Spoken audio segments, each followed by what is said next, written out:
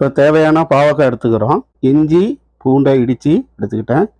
அது மாதிரி கருவேப்பிலை, பச்சை மிளகாய் பிஞ்சி காயாக எடுத்துக்கிட்டேன். அவ்வளோ டேஸ்ட்டாக இருக்கும். பச்சை மிளகா கருவேப்பிலையை இதில் சேர்த்துக்கிறேன். டீஸ்பூன் அரிசி மாவு, கடலை மாவு, மிளகாத்தூள் 1 டீஸ்பூன், சிக்கன் மசாலா 1 டீஸ்பூன் வலை போட்டுங்க. கொஞ்சம் போல் பெருங்காயத்தூள், சரிங்களா?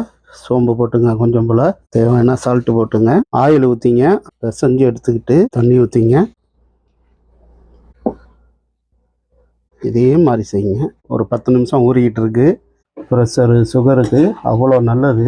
அப்படியே மொறுன்னு இருக்கும். எல்லாமே இடித்து தான் போடணும். இந்த மாதிரி இருக்கணும், சரிங்களா? பக்கோடா கலரு இதே மாதிரி இருக்கணும். ரொம்பவும் செமையாக இருக்குங்களா? நல்லா மொறுன்னு நீங்களும் சாப்பிட்டு பாருங்கள். எஸ்புட் சேனலுக்கு சப்ஸ்கிரைப் பண்ணுங்கள், லைக் பண்ணுங்கள். Okay bye. உங்கள் சேகர்.